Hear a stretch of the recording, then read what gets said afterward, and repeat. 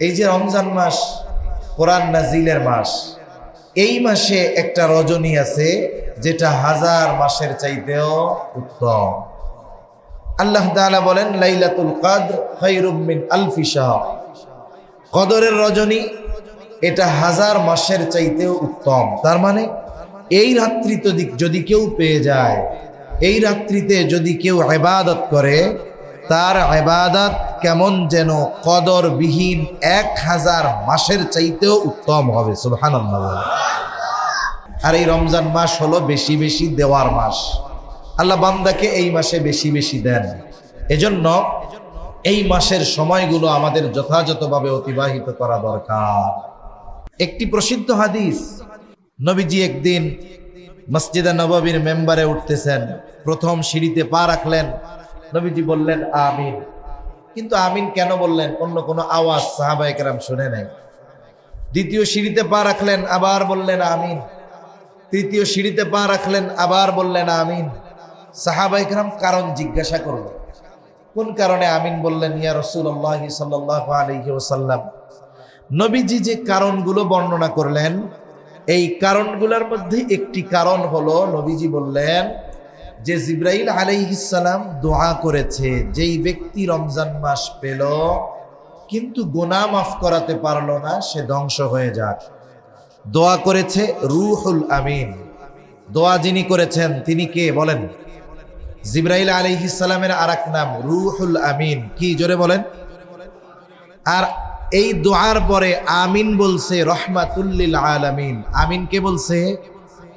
তাহলে একজন হলো ওহির বাহক, জিবরাইল আলাইহিস সালাম ওহির বাহক, আর আমার আপনার নবী হলেন ওহির ধারক।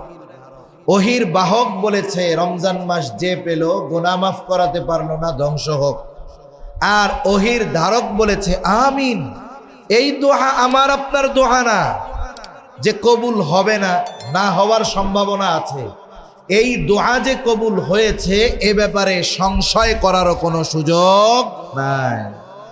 তাহলে এই রমজান মাস চলতেছে, এখন আমাদের গুনাহ মাফ করানোর সুযোগ, সময়।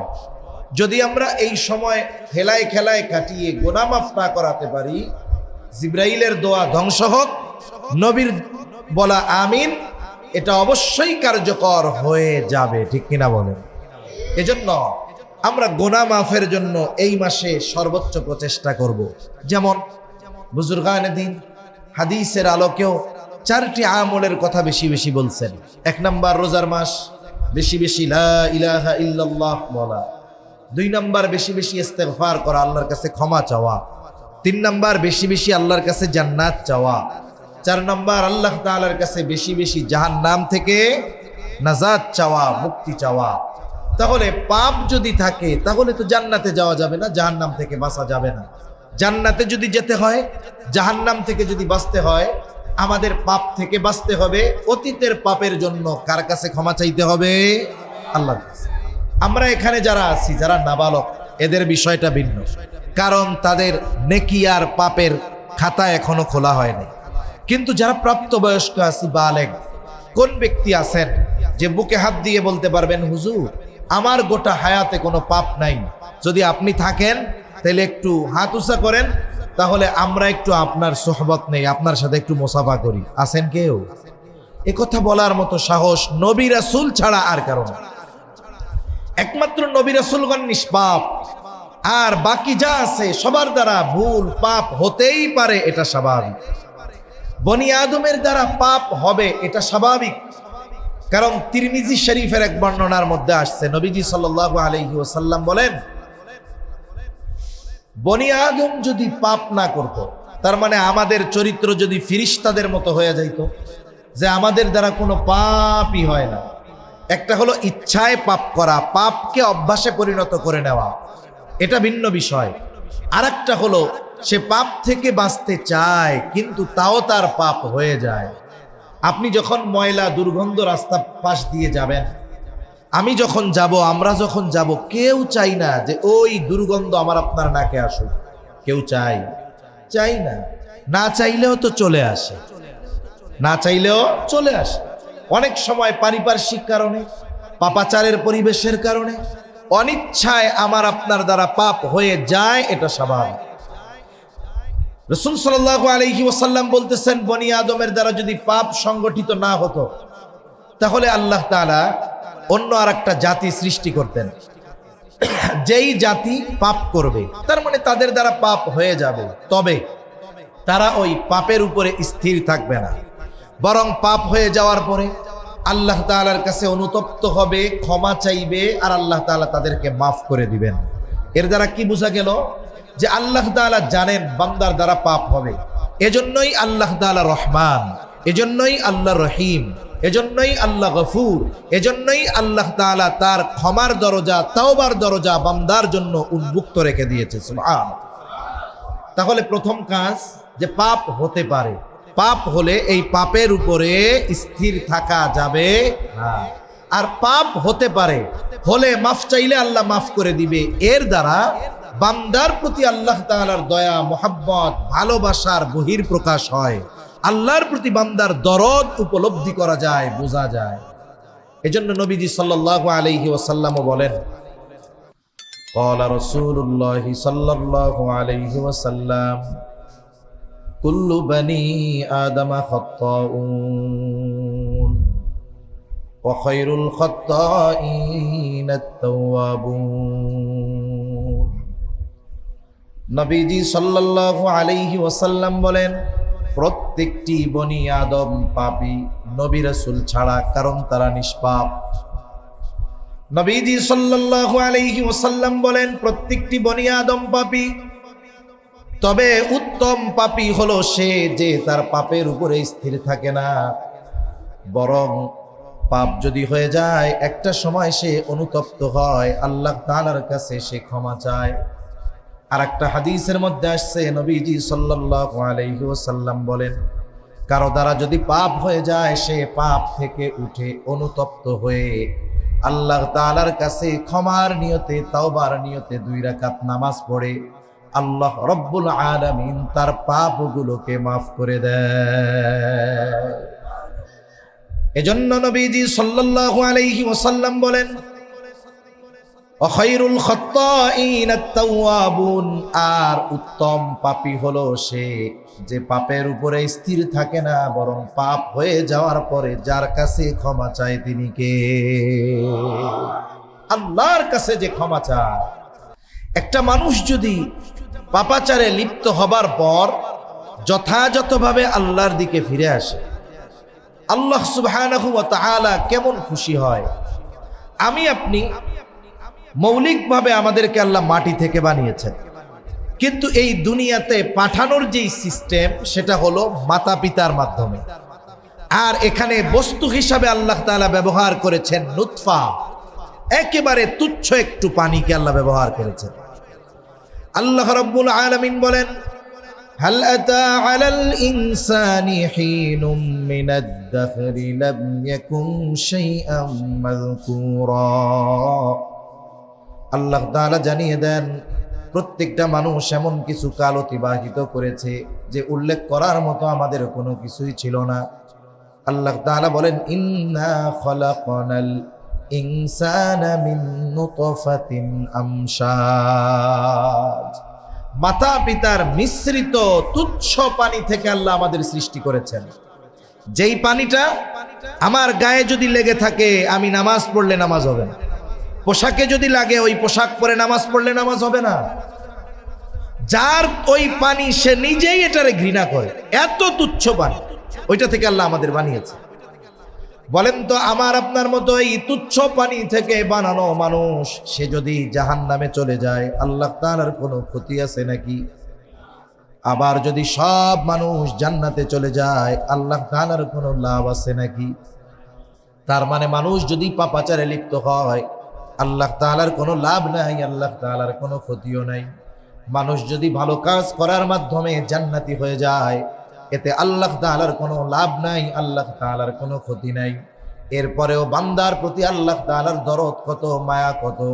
কোনো বান্দা যদি পাপাচারে লিপ্ত থাকে, আর যদি ওই পাপ থেকে সে ফিরে আসে, আল্লাহ তাআলা কেমন খুশি হয়। নবীজি সাল্লাল্লাহু আলাইহি ওয়াসাল্লাম উপমা দিচ্ছেন, এক ব্যক্তি মরুভূমির ভিতরে লম্বা সফরে রওনা হয়ে গেল। উট বোঝাই তার খাবার পানি সবকিছু, মরুর পথ, যেখানে সেখানে খাবার পাওয়া যায় না। সে লম্বা সফর করতেছে। একটা সময় সে মরুভূমির মধ্যে ক্লান্ত হয়ে গেল। একটা জায়গায় সে তার উটকে বেঁধে উটের ছায়ায় শুয়ে পড়ল। ক্লান্ত পথিক ঘুমায় গেছে। কিছু সময় পর ঘুম থেকে যখন সে জাগ্রত হলো, ঘুম থেকে জাগ্রত হয়ে সে দেখতে পেল যেখানে তার উটটা বাঁধা ছিল, উটটা আর বাঁধা নাই। ফাঁকা প্রান্তর, চতুর্দিকে তাকালে দৃষ্টি সীমা যত দূর পর্যন্ত দেখা যায়, তার উটের কোনো হদিস নাই, অস্তিত্ব নাই। এটা সাধারণ কোনো পথ নয় যে লোক পাওয়া যাবে, গাড়ি পাওয়া যাবে, খাবার পাওয়া যাবে। ব্যক্তি হতাশ হয়ে গেল, চতুর্দিকে খোঁজাখুঁজি করতেছে। একটা সময় সে প্রচণ্ড ক্লান্ত হয়ে গেল। আবার সে তার সেই জায়গায় ফিরে আসলো। এখন তার সামনে মৃত্যু ছাড়া আর কোনো কিছুই নাই। কারণ সে যদি তার রসদবাহী উট খুঁজে না পায়, খাবারও নাই, পানিও নাই, ইতিমধ্যে সন্ধ্যা নেমে আসতেছে। হয়তো সে রাতের বেলায় কোনো মরুভূমির হিংস্র প্রাণীর খাবার হয়ে যাবে, অথবা খাবার এবং পানির অভাবে মরুভূমির মধ্যেই তার শরীর সমাধি হয়ে যাবে। মরুভূমিতেই মৃত্যু হয়ে যাবে, তার দাফন কাফন হবে না। মাঝে মধ্যে আমরা দেখি নেপালে হিমালয় পর্বতের চূড়ায় যারা পৌঁছায়, এটা একটা মাইলস্টোন, একটা মাইল ফলক। আমরা যে পৌঁছাইলো তাকে দেখলাম, কিন্তু এই হিমালয়ের চূড়ায় পৌঁছাতে গিয়ে কত মানুষ ওই পাহাড়ে মৃত্যু হয়েছে এ খবর আমার আপনার কাছে নাই। ওইখানে যদি কারো মৃত্যু ঘটে, তার লাশ নিয়ে আসার কোনো ব্যবস্থা নাই, ওই জায়গায় বরফের উপরে ভিতরে চাপা দিয়ে রাখা দেয়।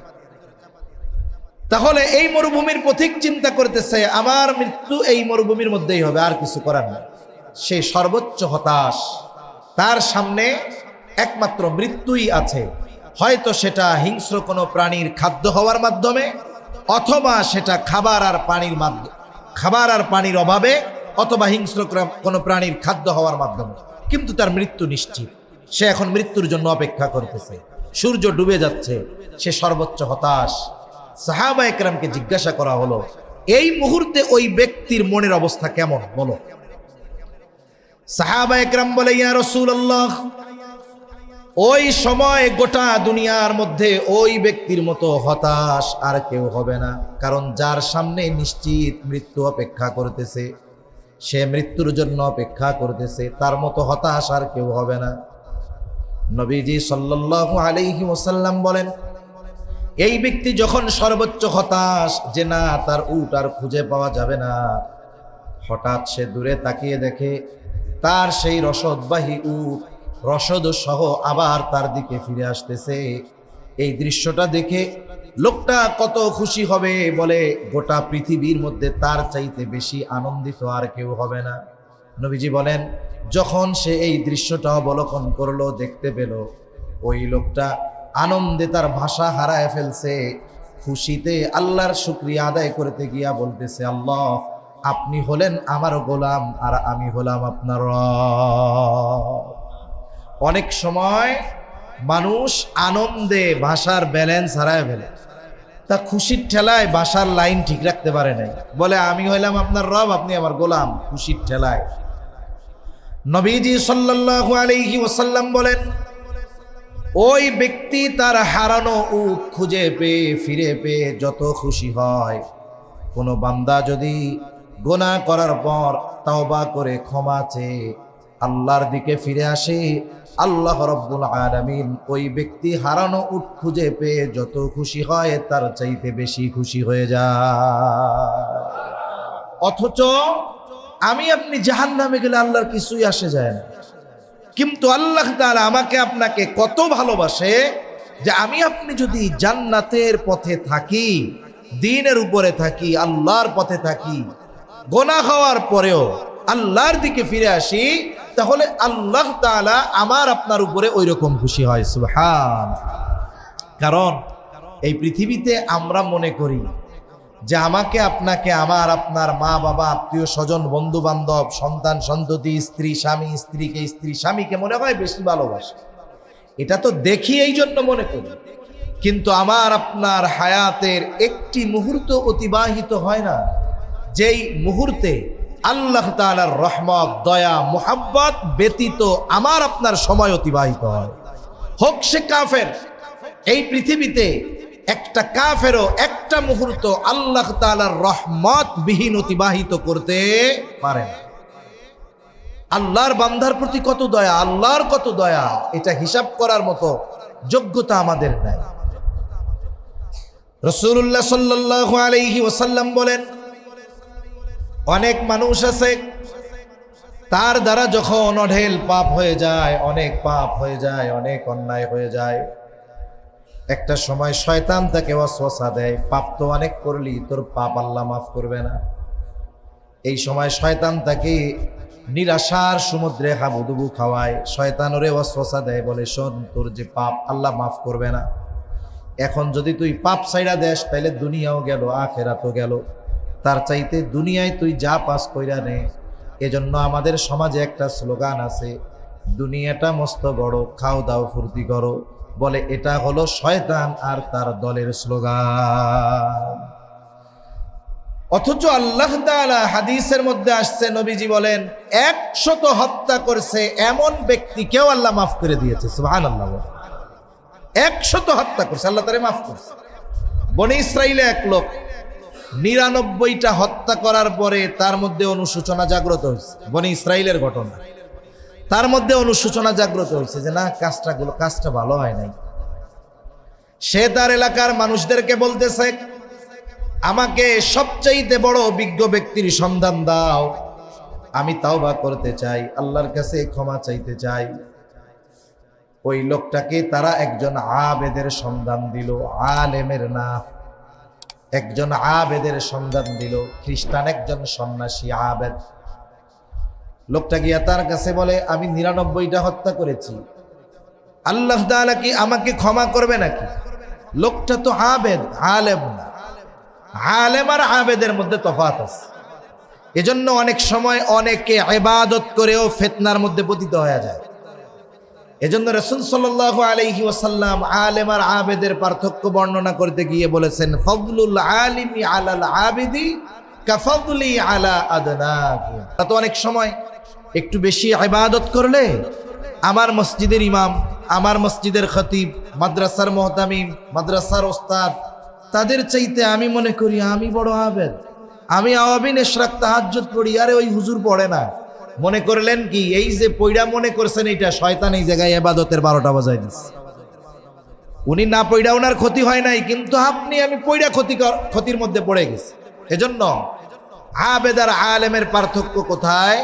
নবীজি সাল্লাল্লাহু আলাইহি ওয়াসাল্লাম বলেন, তোমাদের মধ্যে সাহাবায়ে কেরামের মধ্যে নবীর মর্যাদা যেমন, সাহাবায়ে কেরামের তুলনায় নবীর মর্যাদা যেমন, সাধারণ মানুষের মধ্যে, সাধারণ আবেদদের মধ্যে একজন আলেমের মর্তবা এরকম। সাহাবায়ে কেরামের মধ্যে নবীর মর্তবা যেমন, সাধারণ আওয়াম আবেদের মধ্যে একজন আলেমের মর্তবা তেমন। এজন্য অনেকে আমরা বুঝি না, একটু পড়র করতে পারলে, বাংলা 2-4টা বই পড়তে পারলে মনে করি হুজুর বাইটটা গায়ে ফেলছে। এ চিন্তা বাদ দেন, এটা ঠিক না। এখন গেছে কার কাছে? গেছে আবেদের কাছে, আলেম না। কই 99টা তোমার আল্লাহ জীবনেও মাফ করবে না, সম্ভব অসম্ভব। কই তাইলে আর 100 পুরাইতে অসুবিধা কোথায়? মাফ যেহেতু করবে না, তুইও শেষ, যা। এইটারে হত্যা করে 100 পুরায় ফেলছে। আবার কিছুদিন পর তার মধ্যে তাওবার আগ্রহ জাগ্রত হয়েছে, না আল্লাহর কাছে মাফ চাওয়া দরকার। আবার সে এলাকার মানুষদেরকে বলতেছে, আমি আল্লাহর কাছে ক্ষমা চাইতে চাই, তাওবা করতে চাই, আমাকে একজন বিজ্ঞ ব্যক্তির সন্ধান দাও। এবার তাকে একজন আলেমের সন্ধান দেওয়া হলো। লোকটা চলে গেছে আলেমের কাছে, গিয়া বলে, আমি 100 হত্যা করেছি, আল্লাহ রব্বুল আলামিন আমাকে ক্ষমা করবে নাকি? আমাদের দেশে কিছু ডাক্তার আছে, এর কাছে যদি আপনি শুধু সাধারণ গ্যাসের ব্যথা, পেটের ব্যথা নিয়ে যান, সাধারণ জ্বর সর্দি নিয়ে যান, ও এমন কথা বলবে মনে হবে যে আপনার মরতেই শুধু বাকি আছে না কিছু ডাক্তার? ওরে বাবা, আপনার পেটে ব্যথা, কাজ সারা, এটা তো খুব খারাপ সিমটম, এখনো আপনি সুস্থ আছেন কেমনে? এই টেস্টগুলা করায় আনেন। কোনো ডাক্তার যদি স্বাভাবিক গ্যাসের ব্যথা হইছে, বদহজমের কারণে একটু পেট ব্যথা হইছে, এরকম কথা যদি ডাক্তার বলে, ওই রুগী আদামরা এমনি হয়ে যাবে, ফোন দিয়া সব জায়গায় মাফ চাবে, আমি বাঁচবো না, মাফ করে দিও। আবার আরেকজনের জটিল রোগ, মরণ ব্যাধি হইছে, সবগুলা মরার মতো রোগ, কিডনি ড্যামেজ, হার্টের ব্লক 6টা, ডায়াবেটিক্স উঠে যাচ্ছে 35, ডাক্তারের কাছে গেছে, ডাক্তার পর্যবেক্ষণ করে দেখা বলে, আরে আপনি চিন্তা করেন কেন, কোনো ব্যাপারই না, আল্লাহ তাআলা চাইলে আপনি সুস্থ হয়ে যাবেন, শুধু আমার কথা মতো একটু চলবেন, আল্লাহ বিল্লাহ করবেন, 5 ওয়াক্ত নামাজ পড়বেন, আল্লাহ ভালো করে দিবে। দেখেন ওই ব্যক্তির মরণ ব্যাধি হওয়ার পরেও ডাক্তারের কথার কারণে সে অর্ধেক সুস্থ হয়ে যাবে। আরেকজনের স্বাভাবিক অসুস্থতা ডাক্তারের কথার কারণে ওইটা পনে মরা হয়ে যাবে, প্রায় মরা হয়ে যাবে। আবেদের কাছে গেছে, এমন ভাবে বলছে ও নিরাশ হয়ে গেছে, এই জন্য ওরেও সাইজ করে দেয়। আলেমের কাছে গেছে, বলে হ্যাঁ আল্লাহ তোমারে মাফ করে দিবে, এটা কোনো ব্যাপার না। কেন? আল্লাহ তাআলার দয়া রহমত বেশি, আল্লাহর রাগের চাইতে, গোসার চাইতে দয়া রহমত বেশি। যেদিন আল্লাহ আরশ বানাইছেন ওই সময় আরশে লেখা রাখছেন, হাদিসে কুদসির ভিতরে আসছে, আল্লাহ বলেন সাবাকাত রাহমাতি আলা গযাবি, আমার দয়া আমার রহমত আমার গোসাকে অতিক্রম করেছে, এজন্য আল্লাহ তাআলার দয়া মায়া মহব্বত বেশি। এইবার ওই আলেম বলতেছে, শোনো আল্লাহ তোমারে মাফ করে দিবে, তবে তুমি অমুক এলাকায় চলে যাও, যেই জায়গায় অনেক আলেম আছে, বুজুর্গরা আছে, তুমি তাদের সাথে থাকো, আল্লাহর কাছে মাফ চাও, আল্লাহ তোমারে মাফ করে দিবে। এখানে একটা বিষয় খেয়াল করেন, তাওবা করলেই তো আল্লাহ তাআলা মাফ করে দিত, কিন্তু ওই ব্যক্তি কেন ওই আলেম বুজুর্গদের গ্রামে যাইতে বলল? তার মানে ভালো হওয়ার জন্য, আল্লাহর কাছে মাফ পাওয়ার জন্য ভালো মানুষের সঙ্গর বড় প্রভাব রয়েছে। সোহবত সম্পর্কের একটা প্রভাব আছে। এখন এই লোক রওনা দিছে, এই লোক রওনা দিয়েছে তার বাড়ি থেকে ওই গ্রামে যাওয়ার উদ্দেশ্যে, আর নিজে নিজে খালেস তওবা আল্লাহর কাছে ক্ষমা চাইতেছে। এবার সে পথের মধ্যে রওনা হয়ে গেল, কিছু দূর যাওয়ার পর তার মৃত্যুর সময় হয়ে গেছে। নেককার বান্দার মৃত্যুর সময় একদল ফেরেশতা আসে, আবার বদকার ব্যক্তির মৃত্যুর সময় আর একদল ফেরেশতা আসে। লম্বা হাদিস, আমি ওই দিকে যাব না। প্রত্যেকটা ব্যক্তির কাছে যে কোনো এক দল আসবে ফেরেশতা, কিন্তু এই ব্যক্তির কাছে 2 দল ফেরেশতা এসে হাজির। এখন একদল বলে এর জান কবজের দায়িত্ব হলো আমাদের, আর এক দল বলে না, হলো আমাদের। এখন 2 দলের মধ্যে তর্ক লেগে গেছে, সমাধান কি হবে? আল্লাহর পক্ষ থেকে সমাধান দিয়ে দেওয়া হলো, তোমরা তার দূরত্ব মাপ করো। সে তার বাড়ি থেকে রওনা দেওয়ার পর যদি নেককারদের গ্রামের বেশি নিকটবর্তী হয়, তাহলে ভালো ফেরেশতা যারা তারা তার জান কবজ করবে।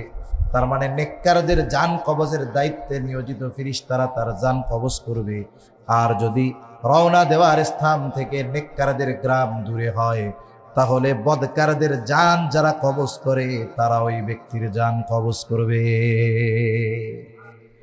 সমাধান হলো, এখন জমিন মাপ হবে। হাদিসের মধ্যে আসছে, লোকটা রওনা দিছে, কিছু দূর গেছে, যখন সে জমিনে পড়ে গেছে, জমিনে পড়ে সে থেমে যায় নাই, সে বুক দিয়ে ঘষে ঘষে আরো কিছু দূর অগ্রসর হয়েছে। জমিন মাপা হলো, দেখা গেল সে মাত্র 1 বিঘত পরিমাণ রাস্তা নেককারদের গ্রামের দিকে বেশি অগ্রসর হয়েছে, বুক দিয়া ঘষে ঘষে। এখন হিসাব কি, তার থেকে নেককারদের গ্রাম কাছে, এই কারণে সে আল্লাহ তাআলার ক্ষমা প্রাপ্ত বান্দাদের তালিকায় অন্তর্ভুক্ত হয়ে গেল। আর নেককারদের জান কবজের দায়িত্বে নিয়োজিত ফেরেশতারা তার জান কবজ করে নিল। সুবহানাল্লাহ। তার মানে আল্লাহ তাআলা মাফ করে দিয়েছে। আরেক বর্ণনায় আসছে, আসলে লোকটা বেশি দূর যাইতে পারে নাই, অল্প কিছু দূর যাওয়ার পর তার মৃত্যুর সময় হয়ে গেল।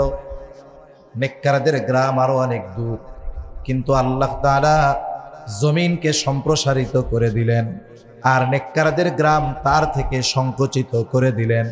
এবার জমিন মাপার পরে দেখা গেল নেককারদের গ্রাম কাছে, তার নিজের বাড়ি তার থেকে দূরে। স্বাভাবিক বিষয়, ফয়সালা তো ছিল এইটা, যেটা কাছে সেই হিসাবে তার জান কবজ করা হবে। তার মানে দেখেন, 100 হত্যা করেছে সে খালেস তওবা করার কারণে, আল্লাহ রব্বুল আলামিন তাকে পর্যন্ত মাফ করে দিয়েছে। যে আল্লাহ এত বড় পাপীরে মাফ করেছে সেই আল্লাহ তো অবশ্যই আছে, ঠিক কিনা বলেন? নাকি আগের চাইতে দয়া মায়া একটু কমে গেছে? কমছে? কমে নাই। আল্লাহ তাআলার দয়া মায়া রহমত এই উম্মতের উপরে আরো বেশি। আল্লাহ তাআলার দয়া মায়া মুহাব্বত কত বেশি। হাদিসের মধ্যে আসছে, আবু হুরায়রা রাদিয়াল্লাহু তাআলা আনহু থেকে বর্ণিত হাদিস, নবীজি বলেন, ইন্না লিল্লাহি মিআতা রাহমাহ আনজালা মিনহা রাহমাতান ওয়াহিদাতান বাইনাল জিন্নি ওয়াল ইনসি ওয়াল বাহাইমি ওয়াল গাওয়াব।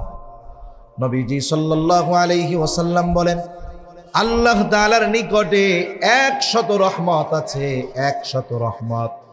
কত রহমত একটু জবান খুলে গন। এই জবান খুলে কইতে কইলাম এই আওয়াজ হইল আপনাকে। কত রহমত আছে জোরে বলেন, আরো জোরে বলেন কত? 100 রহমত আছে। নাকি রোজায় ধরছে? এই টাইমে তো রোজায় ধরে আমাদের এলাকার মানুষ, দেশের মানুষদের, বিশেষ করে জোহর থেকে আসর। এই সময় প্রায় মসজিদে গেলে দেখবেন মুসল্লি শুইয়া এই জায়গা থেকে গড়াগড়ি দিয়ে ওই পারে যায়, আর একবার ওই পারে যায়। আর একজন জিজ্ঞাসা করে, কি হয়েছে? রোজায় ধরছে। কিসের রোজার আবার হাত পা আছে নাকি? ধরে কেমন? তার মানে এই সময়টাতে একটু খিদা লাগে বেশি, এই সময়টাতে একটু ক্লান্তি লাগে বেশি, এজন্য শুয়ে থাকলে একটু ভালো লাগে। এই আরামে শুয়ে থাকে, কষ্ট হয়, এই জন্য বলে রোজায় ধরছে, এই জন্য শুয়ে আছে। তা আসলেও তো রোজায় ধরার টাইম, কিন্তু এই যে আমরা এই মজলিসটায় বসে আছি, একটু কষ্ট হইতেছে ঠিক। আল্লাহ তাআলা আশা করা যায় উত্তম বিনিময় আমাদের দান করবে ইনশাআল্লাহ। আল্লাহ দান করবে ইনশাআল্লাহ। তাহলে আল্লাহ তাআলার নিকটে 100 রহমত আছে। নবীজি বলেন, আনজালা মিনহা রাহমাতান ওয়াহিদাতান বাইনাল জিন্নি ওয়াল ইনস ওয়াল বাহাইমি ওয়াল গাওয়াম। নবীজি বলেন, ওই 100 রহমত থেকে একটি রহমত আল্লাহ তাআলা গোটা জিন জাতির মধ্যে, গোটা মানব জাতির মধ্যে যত ধরনের চতুষ্পাদ জন্তু আছে সেগুলার মধ্যে, যত কীট পতঙ্গ আছে সেগুলার মধ্যে, এক কথায় যত সৃষ্টি আছে, হোক জলজ প্রাণী হোক স্থলভাগের প্রাণী, সব প্রাণীর মধ্যে আল্লাহ তাআলা ওই 1 ভাগ রহমত বন্টন করে দিয়েছে। ওই 1 ভাগের বন্টন এখনো চলতেছে, কিয়ামত পর্যন্ত চলবে। তার মানে যত মানুষ, জিন জাতি, যত সৃষ্টি আছে, এদের অন্তরে যত দয়া মায়া আছে, সব বন্টন চলতেছে কয় ভাগ রহমত থেকে? জোরে বলেন, 1 ভাগ। ওই সৃষ্টির শুরু থেকে নিয়ে ওই 1 ভাগ থেকে চলতেছে, কিয়ামত পর্যন্ত চলবে। বলে ওই 1 ভাগ থেকে দয়া মায়া পাইছে আমার আপনার নবী। 1 ভাগ থেকে দয়া মায়া পাইয়া নবী হয়ে গেছে রহমাতুল লিল আলামিন। কি হয়ে গেছে? রহমাতুল লিল আলামিন। গোটা সৃষ্টি জগৎ সমূহের জন্য রহমত হয়ে গেছে নবী, ওই 1 ভাগের কিছু অংশ পাইয়া। নবীজি সাল্লাল্লাহু আলাইহি ওয়াসাল্লাম জানায় দেন, আর এক হাদিসে বলেন, এই যে সন্তানকে যে মা দুধ পান করায়, বলে এটাও আল্লাহ তাআলার রহমতের কারণে। যত সৃষ্টি আছে, যত হিংস্র প্রাণী হোক, সকলের মধ্যেই দয়া আছে, মায়া আছে।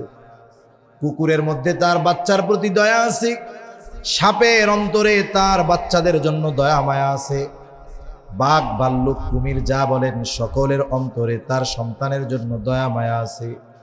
এই যে দয়া মায়া আল্লাহ তাআলা দিয়েছেন 1 ভাগ রহমত থেকে। নবীজি বলেন, আগফারাল্লাহু লাহু 99 রহমাহ। আল্লাহর নবী বলেন, আল্লাহ তাআলা বাকি 99 ভাগ দয়া রহমত তার কাছে জমা করে রাখছে। কি করবে এটা দিয়ে? নবীজি বলেন, আখারাল্লাহু লাহু 99 রহমাহ ইয়াগফিরু বিহি ইবাদাহু ইয়াউমাল কিয়ামা। আল্লাহ তাআলা কিয়ামতের দিন এই দয়া মায়া দিয়ে তার গুনাহগার বান্দাদের ক্ষমা করে দিবে। তাহলে আমার আপনার পাপ যত বেশি হোক না কেন, মাফ করার ক্ষমতা আল্লাহর আছে না নাই? এখন আমাদের মাফ চাওয়া দরকার। মাফ চাওয়ার সময়, তাওবা কবুলের সময় এখনো আমাদের আছে। তাওবা কবুলের সময় সাধারণত 3টা সময় পর্যন্ত আল্লাহ তাওবা কবুল করে। 1 নাম্বার, বলে পশ্চিম দিক দিয়ে সূর্য ওঠার আগ পর্যন্ত আল্লাহ তাওবা কবুল করবে। কিয়ামত যখন নিকটবর্তী হয়ে যাবে তখন একটা রাত হবে, খুব লম্বা রাত। ওই দিন আর যথারীতি যথাসময়ে সূর্য পূর্ব দিগন্তে উঠবে না।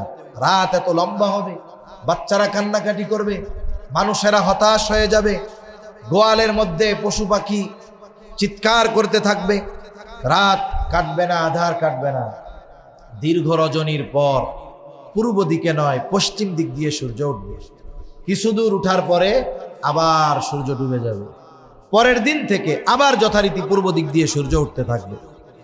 এই যে পশ্চিম দিগন্তে সূর্য উঠবে, এই সূর্য ওঠার দ্বারা মানুষের তাওবা ঈমান কবুলের দরজা বন্ধ হয়ে যায়। তার মানে এরপরে আর তাওবার দরজা খোলা থাকবে না, এরপরে আর কারো ঈমান কবুল করা হবে না। এই সময়টা হলো সামগ্রিক সময়। আর একটা হলো যে আল্লাহ তাআলা যখন গজব দেন, গজব আসার পরে যদি কেউ তাওবা করে তার তাওবা আল্লাহ কবুল করেন। গজব আসার আগে যদি তাওবা করে আল্লাহ তাওবা কবুল করে। যেমন হযরত ইউনূস আলাইহিস সালামের সম্প্রদায় যখন গজব চলে আসবে, ইউনূস আলাইহিস সালাম এলাকা থেকে চলে গেছেন। ওরা চিন্তা করছে এতকাল ইউনূস আলাইহিস সালামের উপরে আমরা জুলুম অত্যাচার করেছি, সে আমাদেরকে ছেড়ে যায় নাই, গজব আজকে আসার কথা, সে চলে গেছে, তাহলে সত্যই মনে হয় গজব আসবে। তারা ভয়ে আল্লাহর কাছে তাওবা করেছে, মাফ চেয়েছে, ঈমান এনেছে, আল্লাহ তাদের মাফ করছেন। আর ঈমান আনার কারণে যেই গজব আসার কথা ছিল আল্লাহ এটা উঠায় নিয়ে গেছে। অপর দিক দিয়ে ফেরাউনের অবস্থা কি ছিল? ফেরাউন যখন লোহিত সাগরের মধ্যে হাবুডুবু খাইতেছে, তখন কিন্তু সে ঈমান আনার ঘোষণা দিয়েছে। সে বলছে আমানতু আন্নাহু লা ইলাহা ইল্লাল্লাযী আমানাত বিহি বানু ইসরাঈলা ওয়া আনা মিনাল মুসলিমিন। আমি ঈমান আনলাম আল্লাহ ছাড়া কোনো ইলাহা নাই। বনি ইসরাইল যার উপরে ঈমান এনেছে আমিও তার উপরে ঈমান আনলাম। কিন্তু এই ঈমান আনার ঘোষণা সে দিয়েছে গজব আসার পরে। সে বলতেছে ওয়া আনা মিনাল মুসলিমিন, আমি তো মুসলমানদেরই একজন। এই সুস্পষ্ট ঘোষণা দেওয়ার পরেও তার ঈমান আল্লাহ কেন কবুল করে নাই? বলে ঈমান কবুল না করার কারণ হলো সে গজব আসার পরে ঈমান আনার ঘোষণা দিয়েছে, এই জন্য আল্লাহ তাআলা তার ঈমান কবুল করে নাই। আর তাওবা কবুলের, ঈমান কবুলের তৃতীয় সময়টা হলো প্রত্যেকটা ব্যক্তির সাথে সম্পৃক্ত। নবীজি সাল্লাল্লাহু আলাইহি ওয়াসাল্লাম বলেন ইন্নাল্লাহা ইয়াকবালু তাওবাতাল আবদি হাত্তা মা লাম ইউগররির। মৃত্যু যন্ত্রণা শুরু হওয়ার আগ পর্যন্ত আল্লাহ তাআলা প্রত্যেকটা ব্যক্তির তাওবা কবুল করে। মৃত্যুর যন্ত্রণা শুরু হওয়ার আগ পর্যন্ত। স্বাভাবিক মৃত্যু যারা অবলোকন করেছে, স্বাভাবিক মৃত্যু দেখছেন না, অনেক সময় স্বাভাবিক মৃত্যু যেটা, একজন মানুষ বার্ধক্যে উপনীত হয়ে গেছে, ওই সময় যদি কেউ তার পাশে থেকে থাকে সে অনুধাবন করতে পারে যেই ব্যক্তির মৃত্যুর সময় চলে আসছে। একজন সুস্থ ব্যক্তি হলেও তার গলার মধ্যে কেমন যেন শ্বাসকষ্ট শুরু হয়, গর গর গর গর একটা আওয়াজ হয়, ক্ষীণ আওয়াজ হয়, টের পাওয়া যায়। তার দৃষ্টি কেমন যেন দূর দিগন্তে কিছু দেখতেছে এমন মনে হয়, তার হাত পা শীতল হয়ে আসে। এই আলামতগুলো যখন প্রকাশ পায় একজন বিজ্ঞ ব্যক্তি বুঝতে পারেন যে এনার সাকারাতে মাউত শুরু হয়েছে, মৃত্যু যন্ত্রণা শুরু হয়েছে, উনি হয়তো আর বাঁচবেন না। এই যে মৃত্যু যন্ত্রণা শুরু হওয়ার আগ পর্যন্ত যে যত পাপী হোক, যত বড় কাফের হোক, যদি ঈমান আনে, তাওবা করে, তার ঈমান তাওবা যিনি কবুল করেন তিনি কে? আল্লাহ কবুল করেন। এই তিনটা সময় আমাদের হাতে আছে। পশ্চিম দিক দিয়েও সূর্য উঠে নাই। উম্মতে মুহাম্মাদির উপরে সামগ্রিকভাবে নবীজির দোয়ার কারণে গজব আসবে না, তবে মাঝে মধ্যে কিছু দিয়ে আল্লাহ তাআলা আমাদেরকে সতর্ক করেন। দেখেন না, ওই যে গরু যে গরু লালন পালন করে, গরুর প্রতি তার একটা মায়া মোহাব্বত ভালোবাসা থাকে, ঠিক না? মায়া মোহাব্বত ভালোবাসা থাকে। ওই গরু যদি কোনো সময় বাড়ির রাস্তা বাদ দিয়ে অন্য রাস্তায় যায়, যে গরুর পেছনে থাকে, যে গরুওয়ালা লাঠি থাকে হাতে, একটা বাড়ি দিয়া ওরে আবার এদিকে ফিরাইয়া দেয়। বলেন তো, এই যে বাড়িটা দিল, এটা কি গরুর উপরে রাগ হইয়া বা গরুর গুনার কারণে দিছে নাকি? দিছে কেন? মোহাব্বত করে। এই বেটা, তুই আমার বাড়ির রাস্তার এইটা কই যাইতেছস? এই পিটানি দিয়া তারে রাস্তা ঠিক করায়। তার মানে অভিভাবক যখন সন্তানকে শাসন করে, ওস্তাদ যখন ছাত্রকে শাসন করে, একটু ব্যথা লাগে, কষ্ট হয়, ঠিক আছে, কিন্তু বলেন তো এই শাসন কি মোহাব্বতের কারণে করে নাকি তার ক্ষতির জন্য করে? নিশ্চয়ই তাকে মোহাব্বত করে, এই জন্য করে। আল্লাহ তাআলাও মাঝে মধ্যে হালকা হুলকা আযাব দিয়া আমাদেরকে একটু সাইজ করে যে তোমরা একটু লাইন ছাড়া হয়ে গেছো, এবার একটু সোজা লাইনে আসো। কিন্তু অতীতের উম্মতের মতো সামগ্রিকভাবে গজব দিয়ে আল্লাহ আমাদের সমূলে নির্মূল করবেন না। এটা আল্লাহ তাআলার কাছ থেকে নবীজি আমাদের জন্য চেয়ে নিয়েছেন। এরপরে এখন পর্যন্ত বেঁচে আছি, কোন সময় মারা যাই বলা যায় না। এজন্য প্রত্যেকটা ব্যক্তির উচিত ওই সময়গুলো আসার আগে নিজেকে পাপ মুক্ত করে আল্লাহর দরবারে হাজিরা দেওয়া, ঠিক কিনা বলে? এর জন্য কি করতে হবে? বলে তাওবা ইস্তেগফার করতে হবে। ক্ষমা চাওয়ার মাধ্যম হলো তাওবা ইস্তেগফার। এখন একটা ব্যক্তি আল্লাহর কাছে ক্ষমা চায়, তাওবা কবুল করাতে যদি চায়, তাওবা কবুলের শর্ত 4টি, যদি বান্দার হক সম্পৃক্ত না থাকে 3টি, বান্দার হক সম্পৃক্ত যদি কোনো পাপ থাকে তাহলে 4টি। 1 নাম্বার শর্ত, আমাদের সকলের গুনাহ থেকে মুক্ত হওয়া, আল্লাহর কাছে ক্ষমা চাওয়া, তাওবা কবুল করানোর দরকার আছে না নাই? আমরা প্রত্যেকেরই কম বেশি পাপ হয়েছে, স্বাভাবিক বিষয়। 1 নাম্বার শর্ত, পাপটাকে ছাড়তে হবে, পাপ থেকে ফিরতে হবে, এই যে ফিরে আসলো। 2 নাম্বার শর্ত, এই পাপটা ভবিষ্যতে না করার ব্যাপারে দৃঢ় প্রতিজ্ঞাবদ্ধ হতে হবে। ইমাম নববী রাহমাতুল্লাহি আলাইহি বলতেছেন যে 1 নাম্বার পাপটা ছাড়তে হবে, পাপও চলে, ক্ষমাও চায়, কাম হবে। ওই পাশ দিয়ে সুদি কারবারিও চলে, অন্যেরটা মাইরাও খাইতেছে, মসজিদে আইসা কয় হুজুর দোয়া করিয়েন, আমি ইফতারি দিলাম, আল্লাহ যেন আমারে মাফ করে দেয়। ছিদ্র কলসে পানি যতই ঢালা হোক, ওই কলস কি কিয়ামত পর্যন্ত ভরবে? পাপ জারি রেখে ওই পাপের ব্যাপারে তাওবা করলে তাওবা কবুল হবে না, মনে রাখতে হবে। তাহলে 1 নাম্বার শর্ত, ওই পাপ থেকে ফিরতে হবে, পাপটা ছাড়তে হবে। 2 নাম্বার, ওই পাপ ভবিষ্যতে না করার ব্যাপারে দৃঢ় প্রতিজ্ঞাবদ্ধ হতে হবে।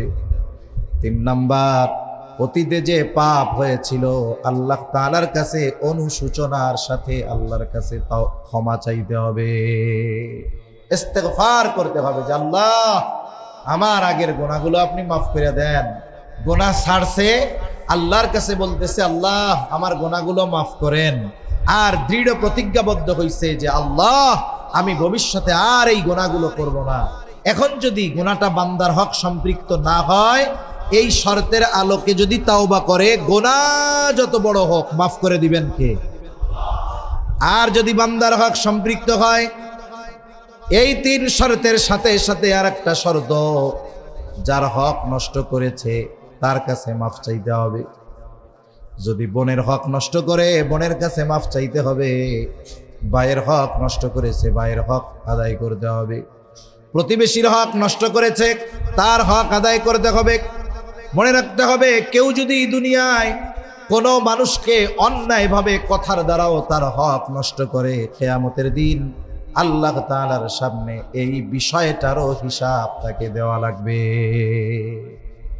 নবীজি এক হাদিসের মধ্যে জানিয়ে দেন, কিয়ামতের দিন সবচাইতে নিঃস্ব হবে ওই ব্যক্তি যার দুনিয়ায় নেক আমলের অভাব ছিল না, কিন্তু একটা পাপ, সে মানুষের হক নষ্ট করত। নবীজি জানিয়ে দেন, কিয়ামতের দিন মানুষেরা তার ব্যাপারে আল্লাহ তাআলার কাছে অভিযোগ দায়ের করবে। ওই ব্যক্তি কিয়ামতের ময়দানে তার নেক আমল দিয়ে অভিযুক্তদের হক আদায় করবে। একটা সময় তার নেক শেষ হয়ে যাবে, অভিযোগকারীর সিরিয়াল বড় লম্বা। এখন সে বলবে আল্লাহ আমার তো আর কোনো নেক নাই, দুনিয়ার যত নেক আমল ছিল, দান সাদকা হজ যাকাত নফল ইবাদত নফল সিয়াম সালাত, সব সওয়াব মানুষকে দিয়ে দিয়েছি, আর কিছু নাই। অভিযোগকারীরা বলবে সওয়াব নাই, তাতে কি, আমাদের গুনাহ নিয়ে আমাদের হক আদায় করে দিই। তার মানে বান্দার হক নষ্ট করার কারণে হক আদায় করতে গিয়া এক সময় মানুষকে নেকি দিয়ে দিতে হবে, অথবা মানুষের গুনাহ তাকে নিতে হবে। নবীজি বলেন, পাহাড় পরিমাণ নেকের মালিক বান্দার হক নষ্ট করার কারণে একটা সময় পাহাড় পরিমাণ গুনার মালিক হয়ে যাবে। এজন্য অনেক মানুষ আছে সমাজে, অনেক জায়গায় আছে, যৌবনকালে শক্তি আছে, পাপ টাপ কইরা বুড়াকালে বছরে বছরে হজ করে, 6 মাস পরে উমরা করে, মনে হয় আল্লাহ মাফ করে দিবে, এত সহজ। ওই হজ কইরা হাজি হওয়া যাবে, আলহাজ হওয়া যাবে, কিন্তু আল্লাহর কাছ থেকে মাফ পাওয়া যাবে না। এজন্য দুনিয়া থেকে যাওয়ার আগে আমার আপনার কাছে কোনো মানুষের হক যেন বাকি না থাকে, ফিকির আমাদের থাকা দরকার। আমার আপনার নবীর আগে পরের সব মাফ। এরপরেও নবীজি দুনিয়া থেকে যাওয়ার অল্প কিছুদিন আগে মসজিদে নববীর মধ্যে সবাইকে একত্রিত করেছেন, বলতেছে যে তোমরা যদি কেউ আমার কাছে কোনো ধরনের হক পেয়ে থাকো চেয়ে নাও। আমি চাই না কেউ আমার কাছে কোনো হক পাওনা থাকবে আর এই অবস্থায় আমি আল্লাহর সাথে মিলিত হব, এটা আমি পছন্দ করি না। বলতেছে কে? রহমাতুল লিল আলামিন, যার আগে পরের সব আল্লাহ মাফ করে দিয়েছে, যিনি বান্দার হকের ব্যাপারে এতটা সচেষ্ট, এতটা সতর্ক। আমরা আমাদের অবস্থা যদি একটু নির্ণয় করি তাহলে নিজেদের অবস্থা বুঝতে পারবো। হক শুধু টাকা পয়সার সাথে সম্পৃক্ত বিষয় এমন নয়, বরং হক এটা আচরণের সাথে সম্পৃক্ত একটি বিষয়।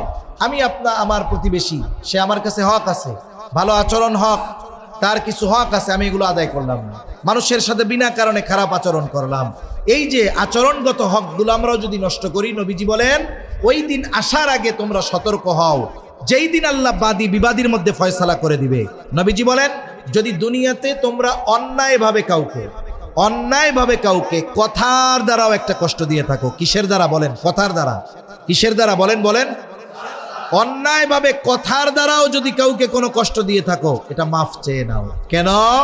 বরং নবীজি বলেন এই বিষয়টার ব্যাপারেও আল্লাহ তাআলা কিয়ামতের দিন ফয়সালা করবে। তার মানে আল্লাহর বিচারালয়ে শুধু জমি জাতি মাইরা খাওয়ার বিচার হবে এমনটা নয়, বরং অন্যায়ভাবে কথার দ্বারা কষ্ট দিলেও এই বিষয়টারও ফয়সালা, বিচার যিনি করবেন তিনি কে? আল্লাহ। এখন আমাদের করণীয় কি? আমাদের করণীয় হলো এই তাওবা কবুলের শর্তগুলোর আলোকে তাওবা করে প্রতিনিয়ত তাওবা ইস্তেগফারের উপরে অটল থাকা। এজন্য নবীজি তাওবা ইস্তেগফার পাঠ করতেন দৈনিক 100 বার। কতবার? 100 বার। নবীর আগে পরে কোনো গুনাহ নাই। নবী এর পরেও ইবাদত করতেন, লম্বা ইবাদত করতেন। আয়েশা সিদ্দিকা রাদিয়াল্লাহু তাআলা আনহা বলেন নবীজি লম্বা কিরাত পড়তেন, আবার লম্বা রুকু করতেন, দীর্ঘ সময় রুকু করতেন, আবার দীর্ঘ সময় রুকু থেকে দাঁড়াতেন। নবীজি দীর্ঘ সেজদা করতেন, সেজদা এত প্রলম্বিত করতেন নবীজি, আমরা মনে করতাম নবীজি মনে হয় সেজদার মধ্যেই আমাদের থেকে বিদায় নিয়ে চলে গেছেন। নিশ্চিত হওয়ার জন্য নবীজির পায়ে আমরা চিমটি কাটতাম, নবীজি পা নড়াচড়া দিতেন, আমরা নিশ্চিত হতাম যে না নবীজি দুনিয়ায় আছে।